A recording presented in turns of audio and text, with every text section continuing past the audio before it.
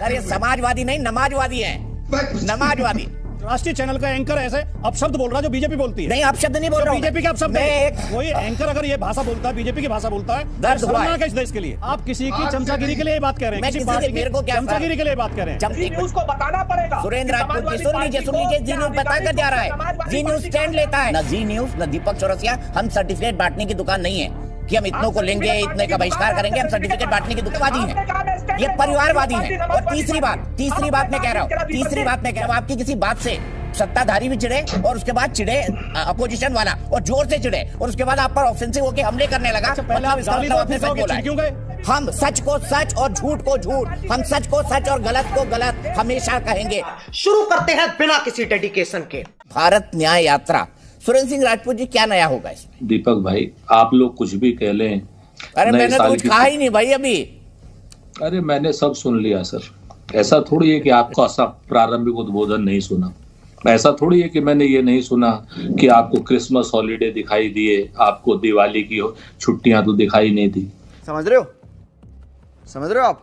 ये जो जिसे कहते हैं ना कि मुंह में छुपी हो मीठी बातें, रग रग में यारी हो और उसकी दवा कहाँ से लाऊं जिसको ये बीमारी हो। गजब बेइज्जती है। तो ये अपनी जगह पर है, आपकी अपनी निर्मम मीमांसाएं हैं, वो भी हमें धनात्मक ऊर्जा देती है दीपक भाई, ऐसी बात नहीं है। क्योंकि हम तो भारत जोड़ने के लिए निकले हैं, हम तो न्याय दिलाने के लिए निकले हैं। अब आपको नहीं मणिपुर में नजर आ रहा होगा कि वहां की महिलाओं के प्रति, वहां के समाज के प्रति अन्याय हो रहा है। शर्म। वो आपको नहीं नजर आ रहा होगा वहां पर कि किस तरीके से विभाजनकारी ताकतें एक दूसरे को मार रही हैं। आपको नहीं नजर आ रहा होगा कि वहां पर भी राहुल गांधी जी ने जो प्यार की, मोहब्बत की, जो पहल की थी, राहुल गांधी जी गए थे। मोदी जी की तो आज तक हिम्मत नहीं हुई, हैसियत नहीं हुई, हौसला नहीं हुआ मणिपुर जाने का।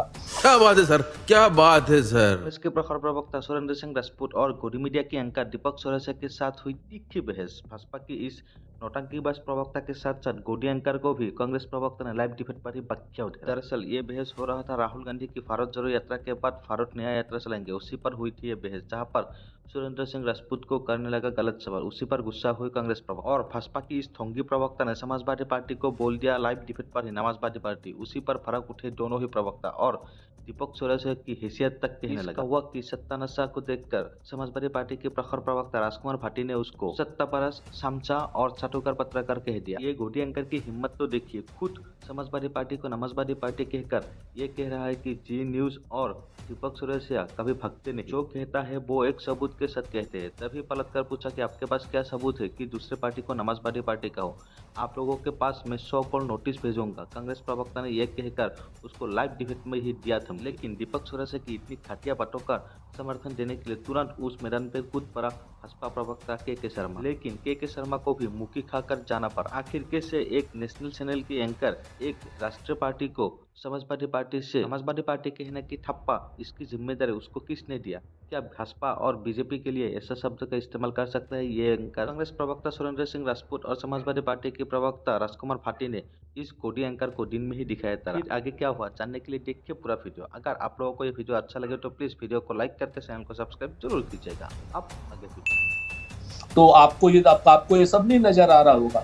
आपको नजर वो महिला पहलवान भी नहीं आ रही होंगी जो अपने अन्याय के खिलाफ अपने पदक तक त्याग दे रही हैं, अपना अर्जुन अवार्ड त्याग दे रही हैं। गूंगे पहलवान का भी आपको वो नहीं याद आ रहा होगा जिसने कहा कि जब तक न्याय महिलाओं को नहीं मिलेगा तब तक मैं अपना पदक नहीं रखूंगा। आप कुछ भी बोलो, ये नहीं सुनने वाला। रूप में भारतीय जनता पार्टी को जिस क्रॉनिक कैपिटलिस्ट मुल्क के रूप में बनाने की जो भारतीय जनता पार्टी कोशिश कर रही है, जहां पर 80 करोड़ लोगों को तो भारतीय जनता पार्टी 5 किलो अनाज पर रख रही है और बाकी देश के 3-4 उद्योगपतियों को जो है भारतीय जनता पार्टी दुनिया का सबसे बड़ा उद्योगपति बनाने के उस पर है।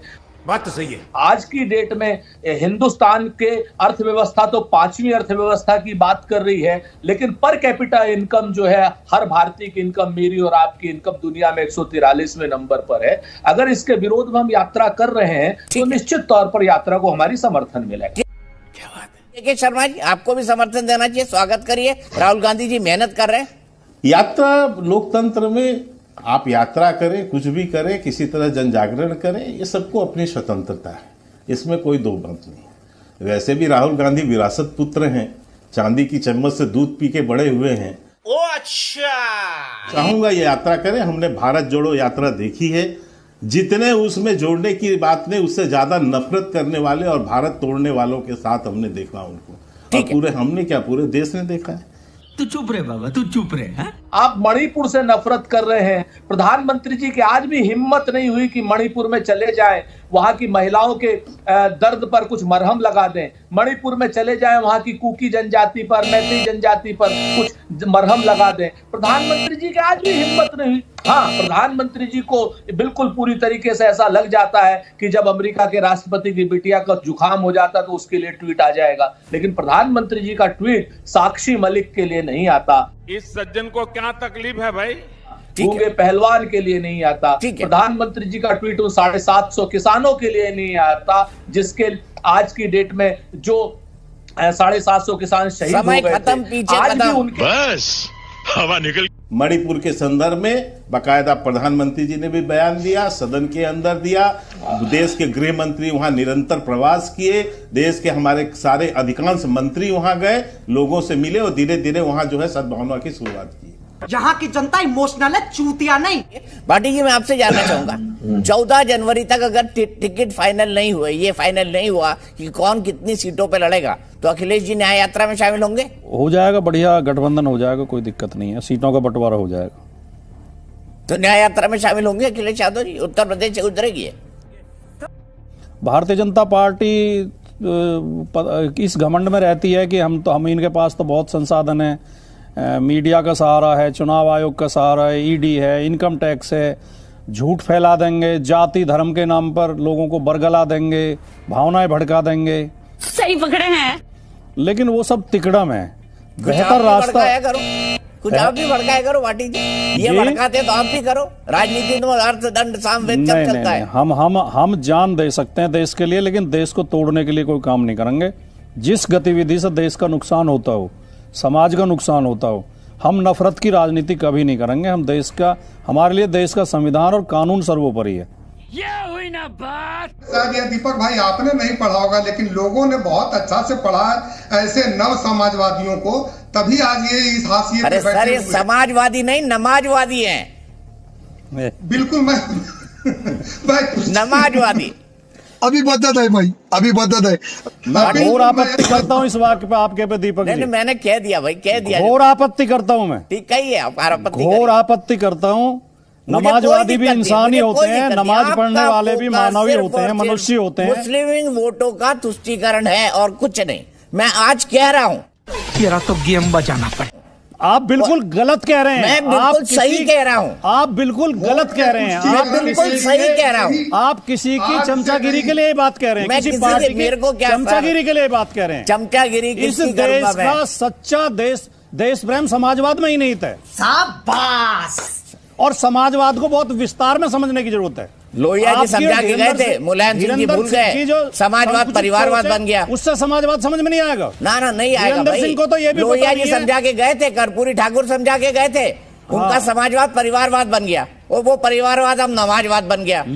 इसकी माँ का भोला चेहरा। ये और कर्पूरी ठाकुर को हमसे ज्यादा नहीं पढ़ा होगा आपने, हमसे ज्यादा नहीं समझते। अरे आप भूल गए ना, मैं पढ़ के याद रख रहा हूँ। ज्यादा नहीं समझते। आप भूल गए, मैं पढ़ के याद रख रहा हूँ। हम भूले नहीं है, अंतर एक एक बात याद है, एक बात याद है, हमें भूले नहीं है और उसी पे अमल करते हैं। हम हिंदू मुस्लिम एकता के लिए लड़ते हैं और लड़ते रहेंगे।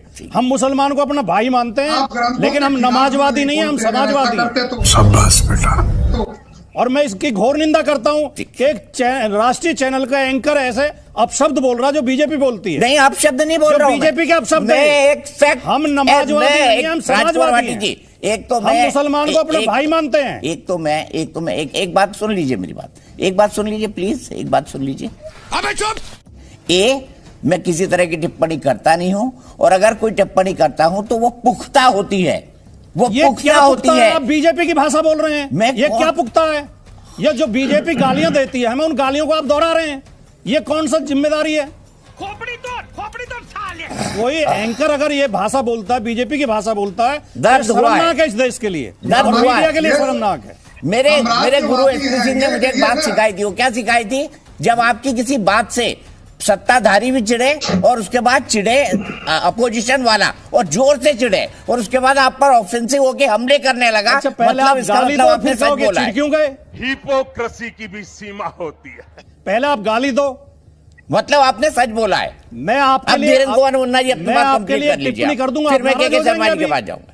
आप मेरे बारे में गलत टिप्पणी कर रहे थे, मैं नाराज हो रहा हूं। मैं आपके बारे में गलत टिप्पणी कर दूंगा, आप नाराज हो जाएंगे। तू समझा? नमाजवादी शब्द बीजेपी की गाली है हमारे लिए, और उस गाली को आप प्रयोग कर रहे हैं। शर्म की बात है मीडिया के लिए, तमाम मीडिया के लिए, और आप उसमें डटे हुए हैं। आप उसको जस्टिफाई कर रहे हैं। तो साम्राज्यवादी मानेंगे? मरना तेरे को डर नहीं लगता? क्या हमारी पार्टी के सारे कार्यकर्ता नमाज पढ़ते हैं? क्या श्री अखिलेश यादव नमाज पढ़ते हैं? क्या उनके घर में हिंदू रीति रिवाज नहीं होते? हिंदू संस्कार नहीं होते? राजकुमार, क्या हम तमाम मैं हिंदू कहाँ त्योहार कह रहा नहीं हूँ राजकुमार? किस दृष्टिकोण से आप नमाजवादी आप कह सकते हैं? साम्राज्यवादी है क्या? किस दृष्टिकोण से आप नमाजवादी कह सकते हैं? मैं इसलिए कहता हूं कि आपका एक की और एक एजेंडा है कि मुसलमानों का तुष्टीकरण करो, उनका वोट किसी तरीके से पाओ, अल्पसंख्यकों को करें, मुसलमानों का कुछ भी आरएसएस का, बीजेपी का शब्द है। हम कहते हैं मुसलमानों से प्रेम करो, सारे भारतीयों से प्रेम हम भी करो। कहते हैं हर उस इंसान से प्रेम करो जो इस देश से प्रेम करता है। आप गाली दिलवाते हर भारतीय से प्रेम करो। क्या बात है? गाली नहीं दी। राजकुमार भाटी जी, आपको प्रणाम, आपको प्रणाम, कभी भी नहीं दी, आपको प्रणाम, कभी भी नहीं दी। आपको को बोलिए, लेकिन जरा विचार, आपको प्रणाम राजकुमार भाटी जी। हमें संविधान देता है। राजकुमार भाटी जी, आपको प्रणाम। भूल चूक अरे कौन भौंक रहा है ये बदतमीज? लेनी देनी, अगर आपको बुरा लगा तो मैं अपने शब्द वापस देता हूँ, लेकिन ये एक पॉपुलर नैरेटिव है और यही सबसे ज्यादा आरोप समाजवादी पार्टी पर चिपकता है। सावरकर की परिभाषा हिंदुत्व की है कि जिसका पितृभूमि और पुण्यभूमि भारत है वो सब हिंदू हैं। You are right bro. ये अवसरवादी लोग हैं, अवसर के साथ बदलते रहते हैं। कभी तो ये कहते हैं कि बौद्ध, सिख, आप मान रहे हैं कि राजकुमार भाटी जी कि आप भी सावरकर को मानते हैं, और जो कह रहे हैं हमारे क्या नाम है उनका, स्वामी प्रसाद मौर्य, वो भी सावरकरवादी हैं। विशुद्ध चूतिया लड़के हो तुम, चुप रहो। आप और के शर्मा तो मानते हैं, मैं मानता हूं या नहीं मानता हूं? आप और के शर्मा तो मानते हैं। मैं नहीं मानता। के शर्मा सावरकर की राजकुमार भाटी को नहीं मानता मानेंगे। हूं। मैं सिर्फ राजकुमार भाटी को मानता हूं। सती सावित्री, ज्यादा होशियारी मत दिखा। तो दीपक चौरसिया और जी न्यूज का ये आधिकारिक स्टैंड है कि समाजवादी पार्टी नमाजवादी पार्टी है। ये मैं सुभाष चंद्रा जी से भी पूछूंगा, आपके जो डायरेक्टर हैं उनसे भी पूछूंगा, और मैं इस बात को लिख करके पूछूंगा, क्या भारतीय जनता पार्टी ये कांग्रेसी धमकियां है क्या? नहीं बोला। अरे कौन भौंक रहा है ये बदतमीज? मीडिया को धमकाना बंद करो, मीडिया को धमकाना बंद करो। मैं आपके बीच में 16 शर्मा जी बीच में नहीं बोलने के लिए स्वतंत्र है, बोलने दीजिए ना। आप आपके बीच में नहीं बोला, आप थोड़ा सा धैर्य रखिए। और क्या नाम, दीपक जी अपनी सुरक्षा, अपनी बात खुद रख सकते हैं, उन्हें आपकी वकालत की आवश्यकता नहीं है। तो क्या भारतीय जनता पार्टी और जी न्यूज आज की डेट में सर्टिफिकेट बांटने के लिए जाने जाते हैं, या इनके सर्टिफिकेट की कोई ऐसी आधिकारिक वैलिडिटी है कि जिसको ये चाहेंगे उसको ये हिंदू बताएंगे, जिसको ये चाहेंगे उसको किसी दूसरे धर्म का बताएंगे, जिसको ये चाहेंगे ये गाली देंगे? शर्म कर, शर्म। ये मसाजवादी लोग हैं। जितने लोग किसी दूसरे को कोई नमाजवादी कहते हैं, कोई, अरे भाई समाजवाद तो हर शख्स में है। समाजवाद तो भारतीय जनता पार्टी भी विरोध नहीं कर पाती। धीरेन्द्र कुमार जी तो समाजवादी, अगर ये रामविलास जी के मानने वाले हैं तो उसके पोषक हैं। इनको भी मेरी समझ में नहीं आ रहा कि काहे इनको गुस्सा नहीं आई। समझ रहे हो आप? सुरेंद्र राजपूत, एक मिनट न्यूज को बताना पड़ेगा। सुरेंद्र राजपूत जी सुन लीजिए, जी न्यूज बताकर जा रहा है। जी न्यूज स्टैंड लेता है, जी न्यूज स्टैंड लेता है, जी न्यूज बताकर जा रहा है। पहली बात मैं कह दूं, न जी न्यूज न दीपक चौरसिया हम सर्टिफिकेट बांटने की दुकान नहीं है। चल झूठा कि हम इतनों को लेंगे, इतने का बहिष्कार करेंगे, हम सर्टिफिकेट बांटने की दुकान नहीं है। दूसरा मैं ये कह दूं, राजकुमार भाटी जी की पार्टी समाजवादी है, लेकिन उन पर यह भी आरोप है कि समाजवादी से ज्यादा वो परिवारवादी है, वो परिवारवादी है, ये परिवारवादी है। और तीसरी बात मैं कह रहा हूं, जो बात राजकुमार भाटी जी के बारे में कही मैंने, वो एक पॉपुलर परसेप्शन है, और उसके आधार पर मैंने कहा ये एक पॉपुलर परसेप्शन है। राजकुमार भाटी जी अगर आप हाथ उठाएं, उंगली उठाएं, कोई फर्क नहीं पड़ता, लेकिन नाम सर्टिफिकेट बांटते थे, नाम सर्टिफिकेट बांटेंगे, लेकिन हम हम सच को सच और झूठ को झूठ, हम सच को सच और गलत को गलत हमेशा कहेंगे।